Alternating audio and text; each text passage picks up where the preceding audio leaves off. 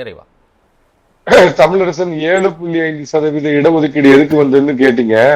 தமிழ்நாட்டுல நீட்டை வச்சு பிண அரசியல் பண்ணிட்டு இருந்த அரசியல் தலைவர்கள் மத்தியில இது உச்ச நீதிமன்றம் கொண்டு வந்ததப்பா, இதை நம்ம ஒண்ணும் பண்ண முடியாதுன்னு சாதாரண விவசாயி எடப்பாடி பழனிசாமி அதுக்கு ஒரு மாற்று வழியை கண்டுபிடிச்சு டவுசர் கிழிஞ்ச சட்ட கிழிஞ்ச நம்ம கவர்மெண்ட் பிள்ளைங்க வந்து டாக்டர் ஆகணுங்கிறதுக்காக கொண்டு வந்தது அப்படிங்கறத முதல்ல சொல்லிடுறேங்க.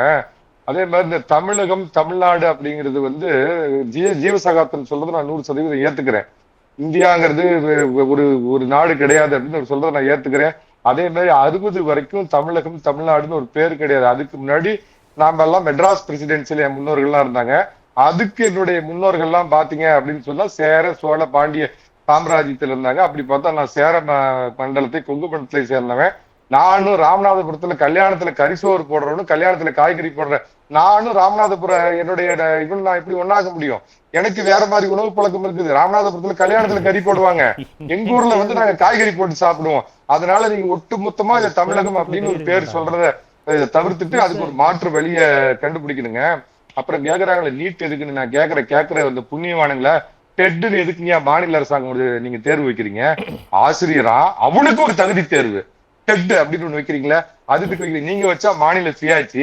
ஆனா உச்ச நீதிமன்றத்தை சொல்லி கொடுக்கறதுக்கு வைக்கக்கூடிய தேர்வுங்கிறது வேற, நீங்க படிக்க போறதுக்கே ஒரு தேர்வு வைக்கிறீங்க அப்படிங்கறதுன்னா உசுர கொடுக்குற இன்னொரு கடவுளும்பாங்க. ஆஸ்பத்திரிக்கு போனா அடுத்து உயிர் வருமா வராதா இன்னொரு கடவுளுங்கிற அந்த டாக்டர் நல்லா கரெக்டா படிச்சு 2016க்கு முன்னாடி சேலம் என்ற டாக்டர்கிட்ட போலையா? அப்ப நீட் எக்ஸாம் எழுதாத மருத்துவர்கிட்ட நீங்க போய் பார்க்கலையா? டெட் எக்ஸாம் வர்றதுக்கு முன்னாடி யாரும் மிகச்சிறந்த தமிழாசிரியர் அந்த காலத்துல 50 ஆண்டுகளுக்கு முன்னாடி உருவாகவில்லையா? கருணாநிதி எப்படி இப்படி தமிழ் பேசினார்? ஏன்னா அவர் யாராவது டெட்ல பயிற்சி பெற்ற ஒருத்தர் கருணாநிதி படிச்சு இப்படி தமிழ் பேசினாரு.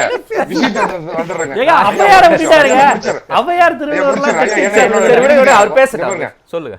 அண்ணா ஹசாரே நடத்தின போராட்டத்துல துளி வன்முறை கிடையாது. எதையும் கம்பேர் பண்ணி பேசணும்னு ஒரு குறைந்தபட்ச நாகரிகத்தை முதல்ல தெரிஞ்சுக்கணும்.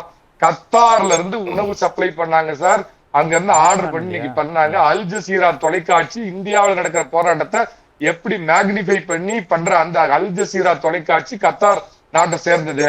கள்ள குடியேறி இன்னொரு நாட்டுல திருட்டுத்தனமா போய் குடியேறினா ஜட்டியோட கையில விலங்கு போட்டு தான் துரத்துவோம். நம்ம இந்தியாவில இருந்து இன்னைக்கு பங்களாதேஷ்ல இருந்து இங்க வந்து கள்ள குடியேறி அவனை நம்ம துரத்துறோம்ல, அவன் தாய்நாட்டுல இருந்து அப்படித்தான் துரத்துவோம். அவனுக்கு அப்படியே ராயல் செல்யூட் போட்டு பேண்ட் சூட் எல்லாம் போட்டு போயிட்டு அனுப்ப மாட்டாங்க.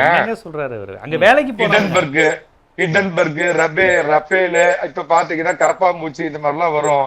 இதுல என்ன அப்படின்னு கேட்டீங்கன்னா கரப்பாம்பூச்சி வீட்டுக்கு கேடு, கரப்பாம்பூச்சி கட்சி நாட்டுக்கு கேடு. நான் தமிழன் ஒத்துக்கிறீங்களா தம்பி? அதாவது உங்களுக்கு சந்தேகம் இருக்காது.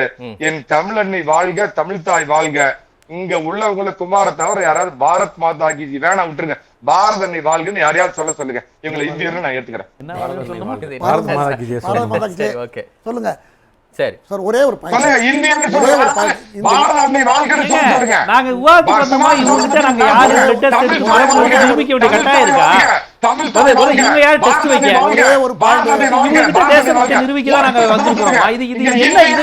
சர்வாதிகாரம் தமிழ் தாய்னு ஒரு மூலத்தை நீ கும்பிடுறல, அதை நான் ஏத்துக்கிறேன். வலதுகன் இந்திய தாய்களை நான் கும்பிடுறேன்னு சொல்றவங்க இந்தியன்னு சொல்லுங்க.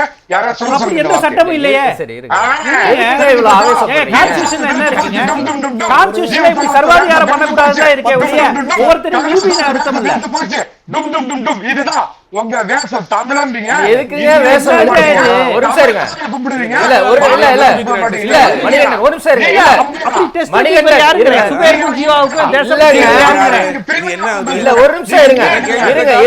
நீ என்ன பாரத மாதா இப்ப சொன்னாவே வந்து சுனாதிகாருக்கோ ஜீவசகாப்தனுக்கோ சுபேருக்கோ எதுக்கு நீங்க டெஸ்ட் வைக்கணும்? யார் நீங்க? இல்லங்க ஒரு நிமிஷம் இருங்க.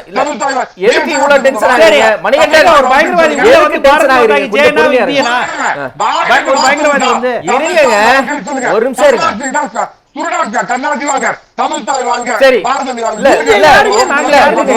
சோபால சாஞ்சு உட்காருங்க. முதல்ல இருங்க, சொல்றதை கேளுங்க. இப்ப மணிகண்டன் டெஸ்ட் வைக்கிறதுக்கு யாரோ அத்தாரிட்டி கொடுத்தாங்களா? ஒரு நிமிஷம் இருங்க. மணிகண்டன் ரொம்ப ஓவர் அமைதியா இருங்க. என் தாய் நாடு இந்தியா சொல்லுங்க. கொஞ்சம் பொறுமையா இருங்க மணிகண்டன். சொல்லுங்க. கொஞ்சம் சாஞ்சு உட்காருங்க, கைய கீழ இறக்குங்க. சொல்றத கேளுங்க. மணிகண்டன் யாரு டெஸ்ட் வைக்கிறதுக்கு? முதல்ல மணிகண்டன் யாரு டெஸ்ட் வைக்கிறது? நாங்க யாருக்கு நிரூபிக்கணும்? யாருக்கு டெஸ்ட் இதுதான் எங்க அம்மா இது அப்பா நான் யாருக்கு ஒருத்தர் நிரூபிக்கணும்? அமைதியா இருங்க. ஒவ்வொரு தட்டி நிரூபிக்கணுமா? நான் அமைதியா இருங்க. நீங்க யாருங்க? எல்லாரும் தீவிரவாதிகள் இருக்காரு.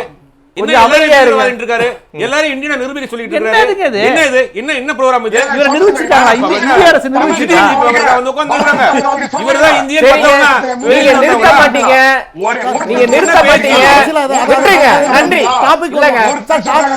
ஒரு நிமிஷம் சொல்றேங்க. இல்ல மணிகண்டனுக்கும் இல்ல கொஞ்சம் அமைதியா இருங்க மணிகண்டன். மணிகண்டன் அமைதியா இருங்க. கொஞ்சம் அமைதியா இருங்க. எதுக்கு நீங்க இவ்வளவு சத்தம் போட்டுட்டு இருக்கீங்க? நீங்களும் இங்க யாருக்கும் டெஸ்ட் வைக்க வேணாம். இங்க இருக்கிற யாரும் உங்களுக்கு டெஸ்ட் வைக்க வேணாம். எல்லாரும் இங்க இந்தியர்கள் தான். நீங்க சொல்லிதான் இவங்க இந்திய பற்ற நிரூபிக்கணும்னு அவசியம் இல்ல. அவங்க கேட்டுதான் நீங்க தமிழ் பற்ற நிரூபிக்கணும்னு அவசியம் இல்ல. அமைதியா இருங்க. நன்றி.